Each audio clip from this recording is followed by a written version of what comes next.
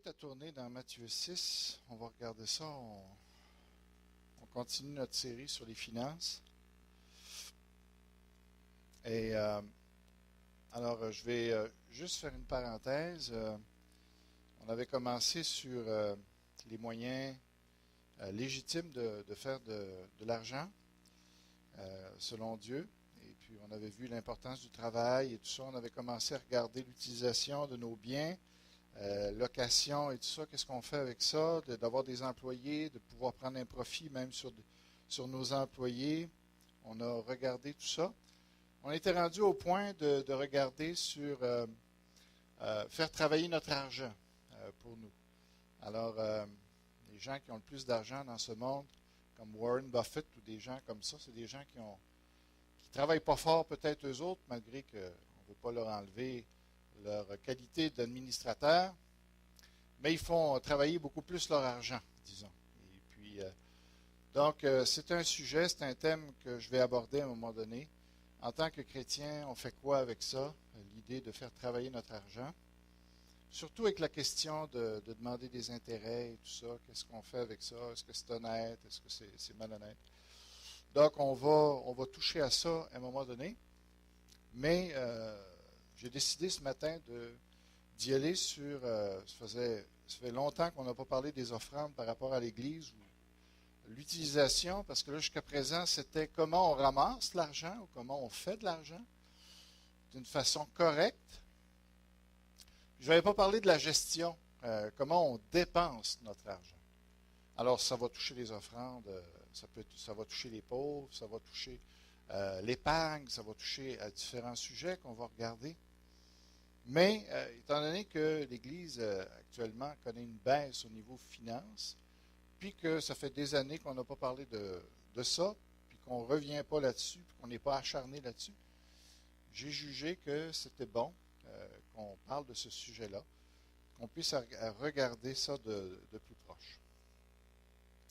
Alors, c'est pour ça que je vous conduis dans Matthieu 6 ce matin, qu'on va examiner ce texte-là. Et alors, on va lire Matthieu 6. Je vais demander à quelqu'un de lire les versets 19 jusqu'à 24, s'il vous plaît, avec une bonne voix, là.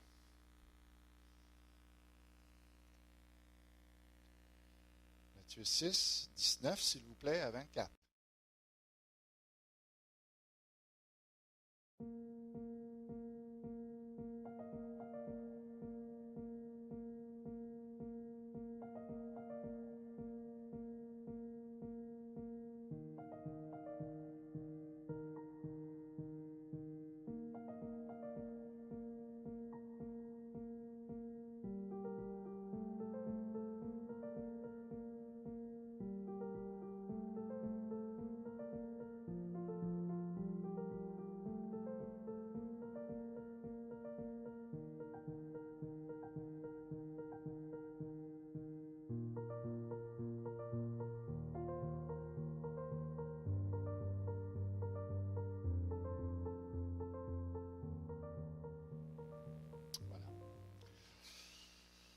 Voilà.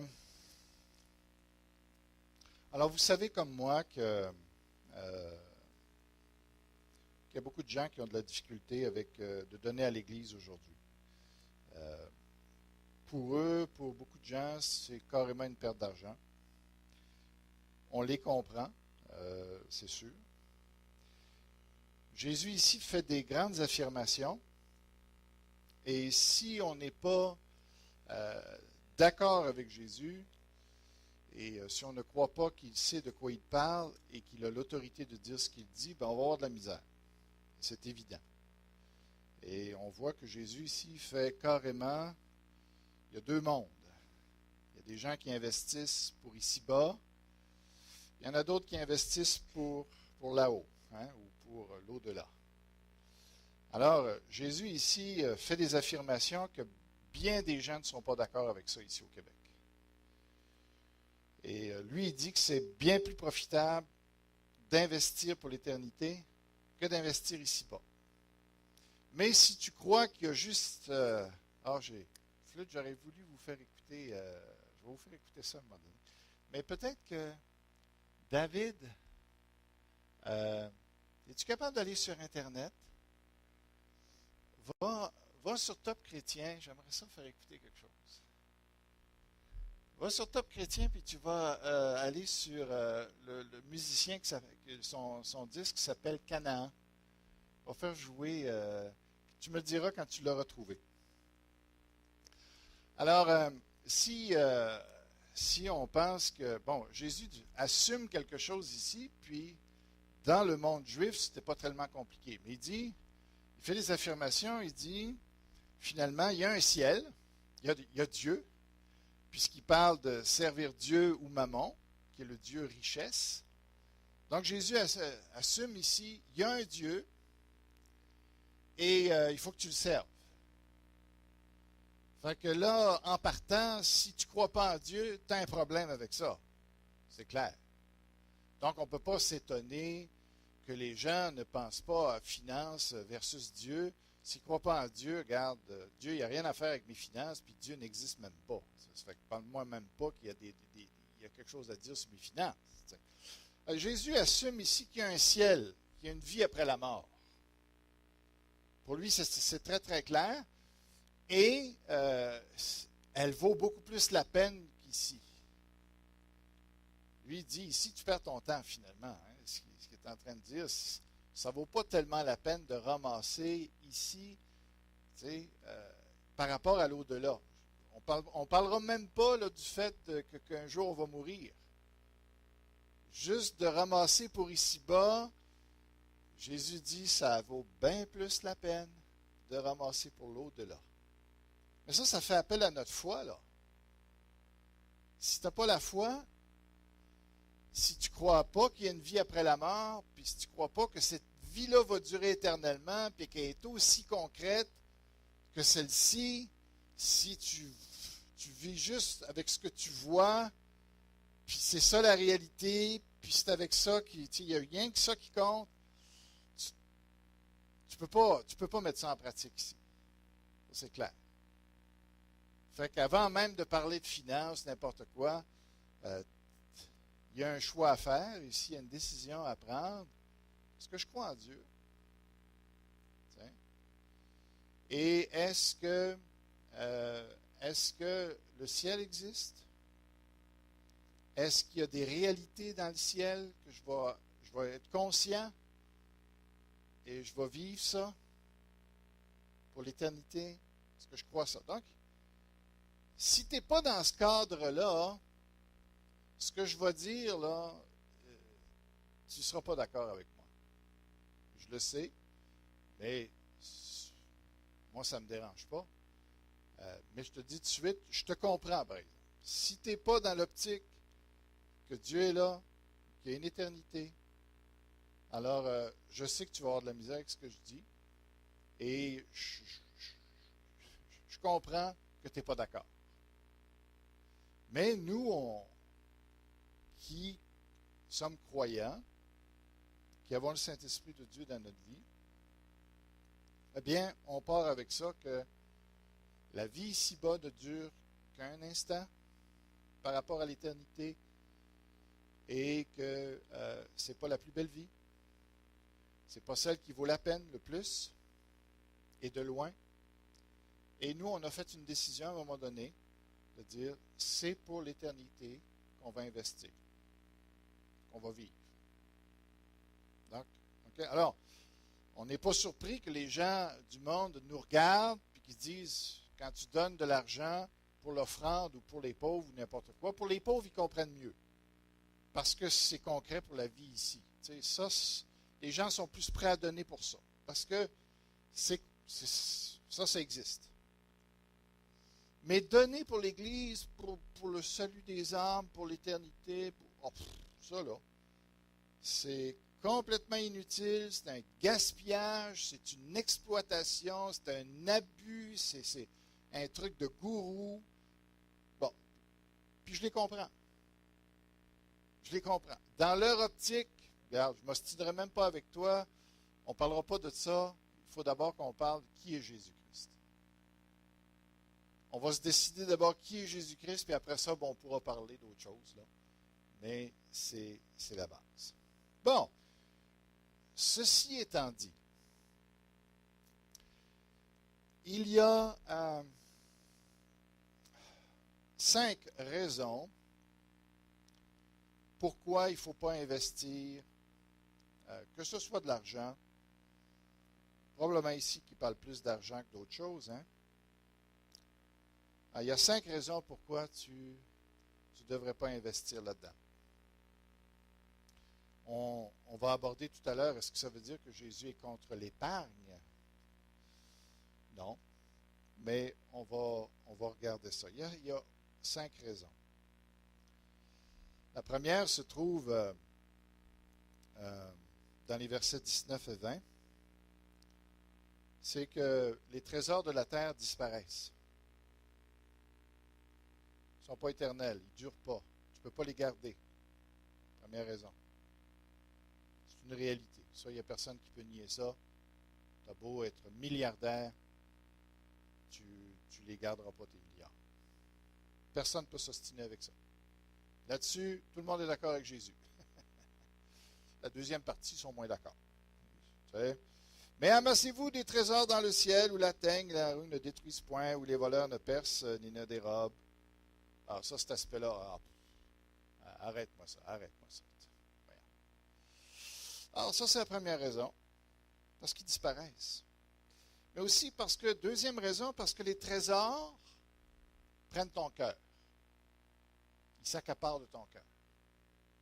Tu n'es plus libre.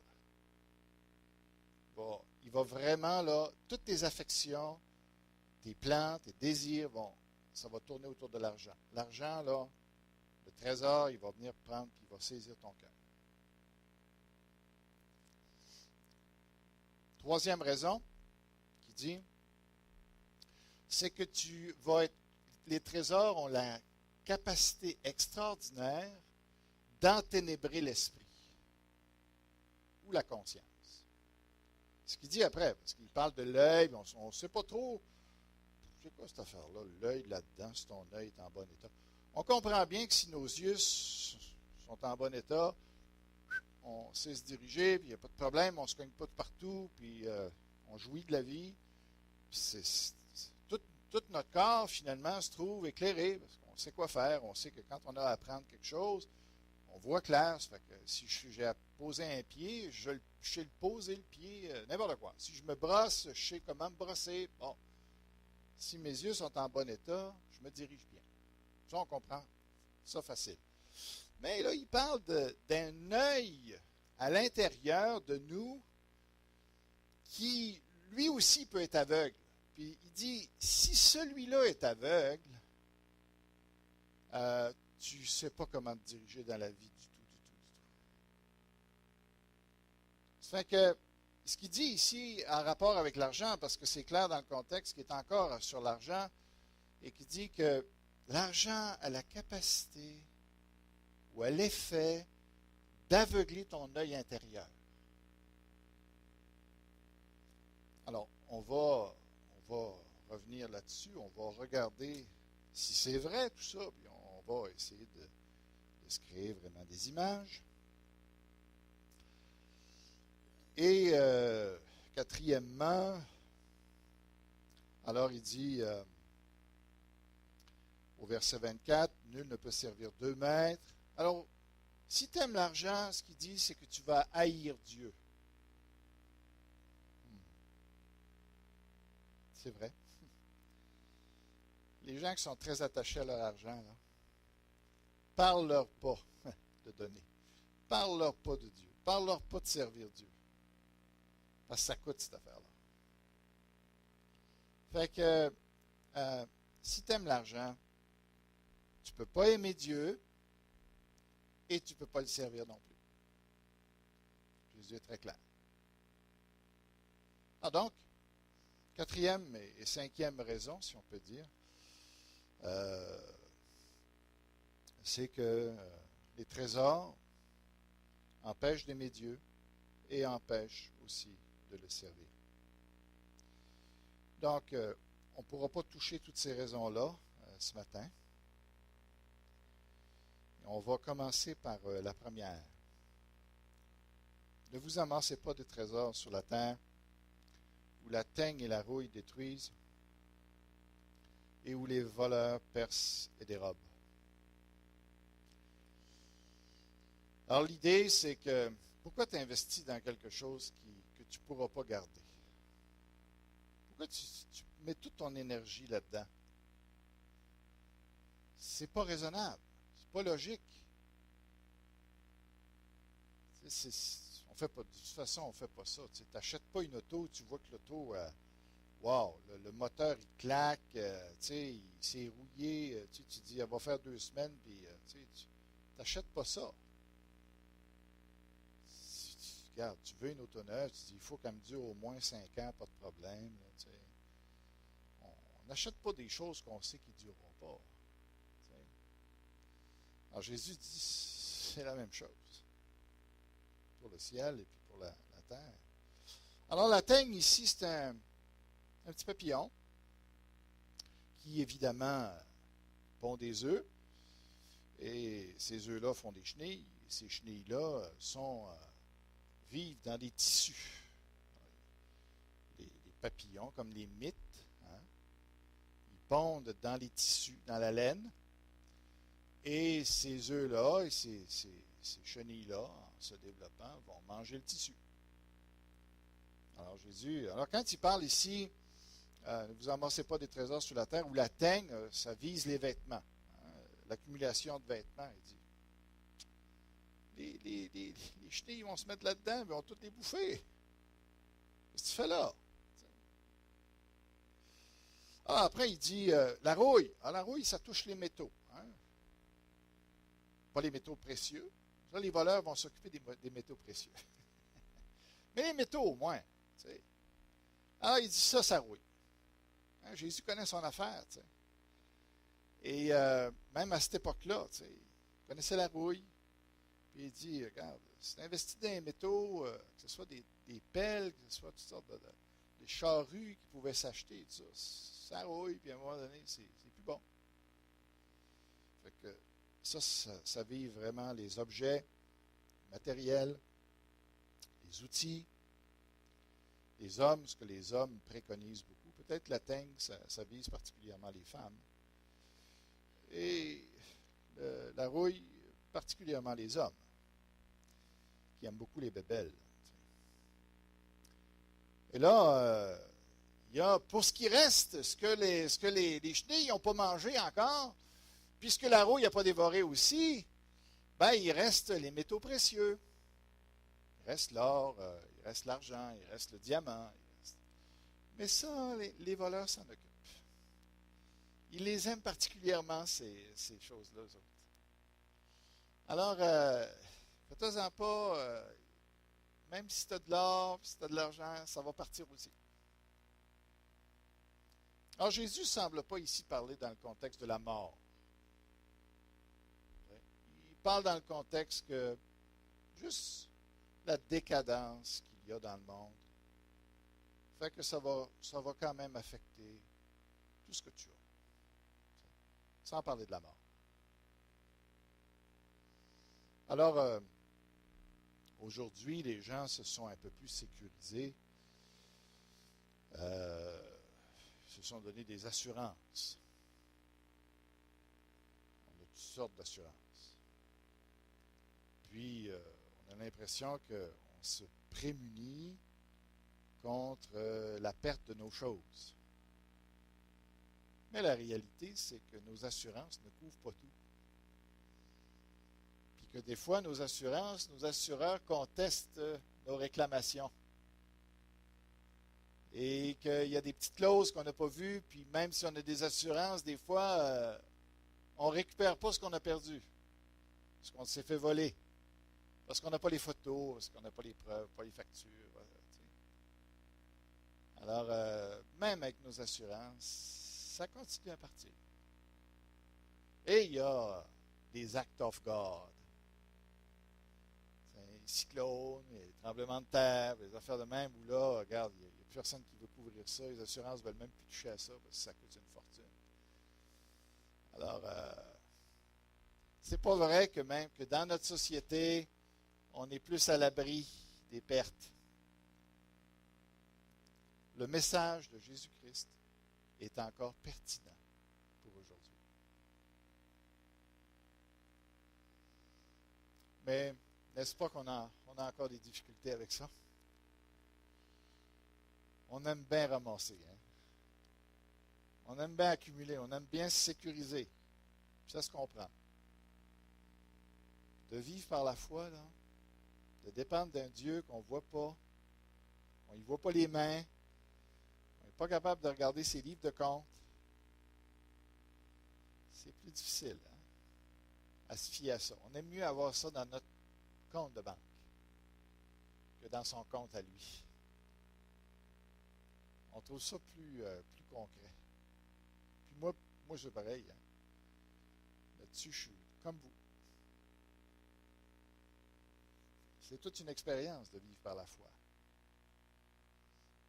De voir le compte de Dieu. Alors, bon, voilà. Maintenant, après ça, il dit, mais amassez-vous des trésors dans le ciel, où la teigne et la rouille ne détruisent point, où les voleurs ne percent ni ne dérobent. Sous-entendu qu'au ciel, puis au ciel, hein, enlevez-vous l'idée là, de vivre dans un monde vaporeux, éthérique, avec nos harpes, là, puis on ne sait pas trop ce qu'on va faire avec nos ailes, on va plutôt être encombré avec nos ailes parce qu'on n'en a jamais eu, puis on ne sait pas quoi faire avec ça, cette affaire-là. Là, on a une bien mauvaise vision de l'éternité. D'abord, la Bible parle d'une terre, on va être sur la terre, on va travailler, on va avoir des choses, des objets. Il me semble que c'est sous-entendu ici que le monde de l'au-delà va être aussi réel que celui-ci. D'ailleurs, il y a beaucoup de passages qui en parlent, mais la résurrection qui est te ramener dans un corps physique glorieux, c'est que Dieu ne te laisse pas comme un esprit, là. Non, tu vas avoir un corps, tu vas fonctionner avec un corps, puis tu vas marcher. Puis tu vas vivre, tu vas avoir des objets autour de toi. Jésus parle de palais, de maison, au lieu d'une tente, une maison. Il parle de choses concrètes. Alors, on va vivre dans un monde très concret. Le ciel, ça, c'est plus en attendant qu'on vienne sur la terre. Et notre vraie destinée, c'est sur la terre. Et là, c'est sous-entendu que dans ce monde-là, ça ne fonctionne pas comme ici. Il n'y a pas de décadence. Il n'y a pas de détérioration des choses. Les choses sont éternelles. Et il n'y a pas le mal qu'on connaît ici, ce monde de voleurs. Est-ce qu'il y a quelqu'un que j'ai besoin de convaincre ce matin qu'il y a des voleurs? Non, partout on voit des cadenas, des serrures, des polices. Tu sais, partout, c'est la preuve qu'on est dans un monde de voleurs. Personne ne laisse sa sacoche traîner. Ta carte de crédit, quand tu l'échappes, te dit que tu cours après, s'il vous plaît. Parce qu'ici, il y en a des voleurs. Mais il dit, dans l'éternité, ce qui va être extraordinaire, c'est que les gens vont être changés et ils ne voleront plus. Tu vas pouvoir laisser traîner tes affaires, mon ami. Puis, aucune inquiétude. Hein, déjà, juste de ne pas s'inquiéter que nos choses disparaissent, c'est déjà quand même une vie pas mal plus agréable qu'ici-bas, hein, n'est-ce pas? Tu ne trouvez pas ça? Tu sais, on s'en va de la maison, tu t'en vas en vacances, tu regardes ta maison, tu allumes les lumières, puis tu dis, quand je vais revenir, il va-tu rester quelque chose dans la maison? Tu sais, ça fait que là, tu t'achètes 3-4 chiens, tu sais, les plus méchants possibles, des gros pitbulls, tu sais, puis un système d'alarme, tu es connecté avec tous les satellites de la Terre, tu sais, puis... mais on part tranquille, c'est les vacances. Tu sais, on est bien, on va aller se reposer, on va aller se détendre. Toutes les vacances, tu penses, dire, quand je vais revenir, ma TV va-tu être là? Quel monde, hein? Drôle de monde, n'est-ce pas? Dieu dit, dans l'éternité, ce ne sera pas comme ça. Wow! Wow. Et nos yeux de chair, on a de la misère. On a de la misère à voir. Si on pouvait juste voir que ça a de l'air, ça nous aiderait beaucoup.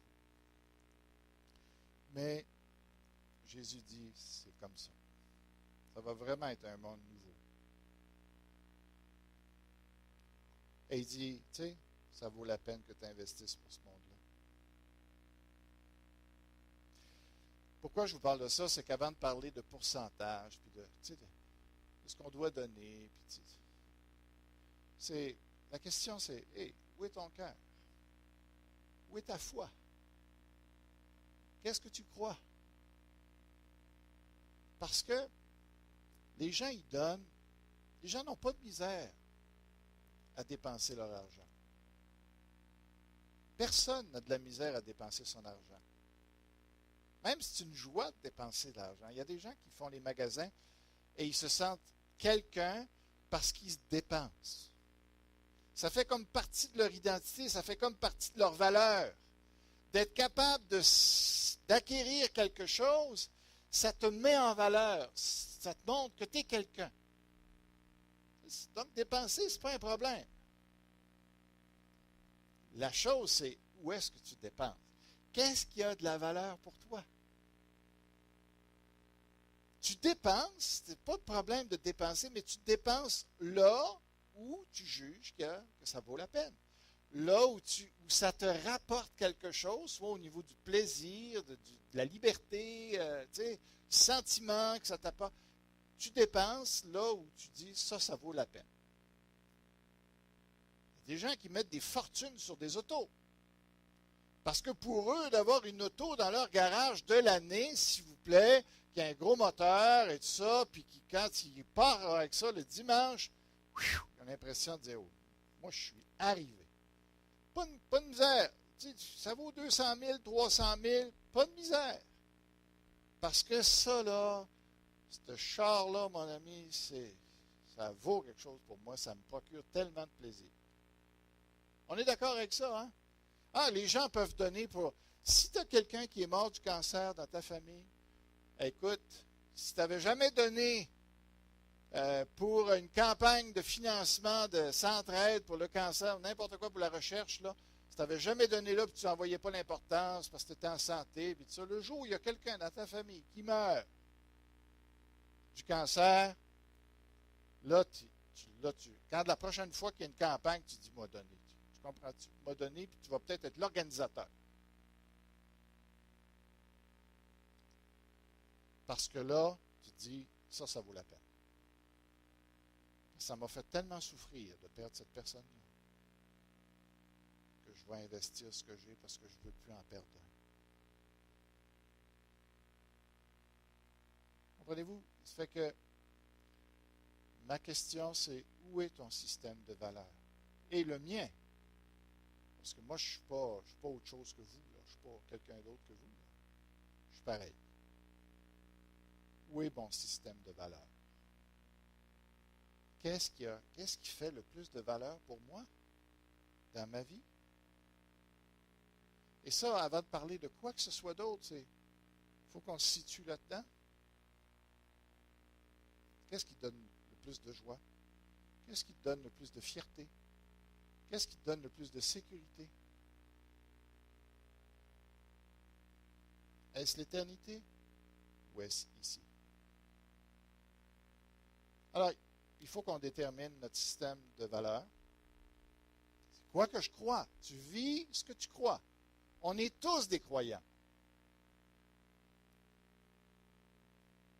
Mais il y en a qui croient en Dieu, puis il y en a d'autres qui croient au matériel. Il y en a qui croient en l'homme, d'autres qui croient en Dieu. On est tous des croyants. En quoi tu crois? Qu'est-ce que tu crois? Et ce que tu crois, est-ce que c'est ça qui a fait le plus ses preuves? Alors, il faut qu'on détermine ça. Pour être libre par rapport à l'argent, il faut qu'on détermine où est notre système de valeurs au départ. Après ça, il n'y a plus personne qui conteste rien. Parce que tu cours, tu investis et tu le fais avec joie. Voyez-vous la différence? C'est de ça que Jésus parle. Maintenant, est-ce qu'on parle seulement d'argent quand Jésus dit ne vous amassez pas des trésors sur la terre? Puis là, il y a toute l'histoire de ouais, mais le bureau de change avec ça, il est où? Parce qu'elle est à la banque. Parce qu'il est le compte dans lequel je vais déposer, puis avec quoi je dépose? Si on va au Honduras l'année prochaine, là, ils n'acceptent pas l'argent canadien là, sur place. Là. Ça va prendre l'argent, les Lempiga, je pense. Ça va prendre cet argent-là pour qu'ils le reçoivent. Fait que quelque part, il va falloir qu'on change notre argent canadien en l'argent hondurien. Ben, là, on sait où sont les bureaux de change. T'sais. Il y a une valeur qui est attribuée, puis tout ça. T'sais. Jésus dit, amassez-vous. Mais où est-ce qu'on fait le dépôt? Puis avec quoi qu'on fait le dépôt? Puis qui va gérer les dépôts au ciel? Alors, j'imagine que c'est comme les points Hermès. Tu sais, quand tu payes, tu as l'objet, les points Hermès, c'est à côté, c'est un bonus. Tu accumules, puis des fois, il y en a qui accumulent, puis ne savent même pas qu'ils accumulent, mais en tout cas, tu ramasses, c'est à côté. T'sais. Alors, c'est un peu ça ici que Jésus parle, parce que on fait des choses, mais on n'a même pas l'impression de ramasser quoi que ce soit, tu sais. Mais il y a quelqu'un, il y a un système de pointage, je ne sais pas comment ça marche exactement, là. Un système de pointage que quand tu fais des bonnes choses, il y a quelqu'un qui ramasse les points là en haut, là, qui calcule tes points. Puis rendu en haut, tu te dis, hey, je peux m'acheter ça. Regardons ça, toi. Je peux me payer ce voyage-là. Hey, c'est le fun. Alors, Jésus nous dit finalement, il y a un banquier en haut qui calcule les points et qui va, quand tu vas arriver là, tu vas voir, tu vas profiter. L'échange va se faire. De quoi est-ce qu'il parle? De juste l'argent? Non. On va, dans le contexte, on va regarder de quoi il parle. Comment on peut amasser? Parce que sur la terre, on sait comment ramasser. Dans le ciel, on ne sait pas trop comment ça marche. Des fois. Alors, on va aller, dans le chapitre 6, il en parle pas mal. Au chapitre 6, il dit, gardez-vous de pratiquer, au verset 1, gardez-vous de pratiquer votre justice devant les hommes, pour en être vu, autrement vous n'aurez point de récompense auprès de votre Père qui est dans les cieux. Ah, remarquez cette petite phrase-là. Récompense, vous n'aurez point de récompense auprès de votre Père. Oups! Il est dans le ciel, là. Il parle de récompense dans le ciel. Et puis après, il dit, mais au verset 3, mais quand tu fais l'aumône, c'est donner aux pauvres. Ça ne parle même pas de donner à l'Église, là. Ça parle de donner aux pauvres. S'occuper des gens qui sont dans la misère autour de nous. Et il dit, mais quand tu fais l'aumône, que ta main gauche ne sache pas ce que fait ta droite, afin que ton aumône se fasse en secret, et ton Père qui voit dans le secret te le rendra. Ah! Oups! On est là. Dans le ciel. Amassez-vous des trésors. Ah, ok, je comprends, là. C'est l'idée que Dieu va nous récompenser, qu'il sait ce qu'on fait, il voit dans le secret, et il te le rendra. Donc, comment tu t'amasses des trésors dans le ciel? En faisant du bien aux pauvres. Première façon. Tu es quelqu'un qui est généreux avec les pauvres, tu es en train de te ramasser des choses au ciel. Les Hermès s'accumulent. par la suite, regardez bien, il va faire exactement la même phrase. Verset 5, lorsque vous priez. Puis il dit, si vous le faites pour être vu, je vous le dis en vérité, ils ont leur récompense, ici-bas. Okay? Alors, tu as un choix. Tu ramasses ici, ou tu ramasses l'autre bord. Alors, comment est-ce qu'on amasse au ciel? En priant. C'est plus juste une question d'argent. Si tu pries pour les autres, que Dieu leur fasse du bien, que Dieu vienne en aide, etc. Dieu dit, il y a aussi des Hermès qui s'accumulent avec la prière. Puis, troisième catégorie qu'il nous donne, là, il explique un peu c'est quoi la prière. Et là, il parle du jeûne, il emploie les mêmes phrases. Au verset 16, lorsque vous jeûnez, pour montrer aux hommes qu'ils jeûnent, alors s'il y en a qui se rendent le visage tout défait pour montrer aux hommes qu'ils jeûnent, je vous le dis en vérité, ils ont leur récompense. Mais, après il va dire, si tu jeûnes dans le secret, tout ça, ton Père qui voit dans le lieu secret te le rendra. Alors, Jésus nous dit comment ramasser des trésors dans le ciel. Il donne 3 cas ici. L'aumône, la prière et le jeûne. Il continue avec d'autres cas par la suite, mais je suis obligé d'arrêter là. Alors que Dieu bénisse cet enseignement. Seigneur, je te demande, je te remets tout ça. Puis aide-nous justement à faire, à voir vraiment ce qui est le plus important dans notre vie. Au nom de Jésus-Christ. Amen.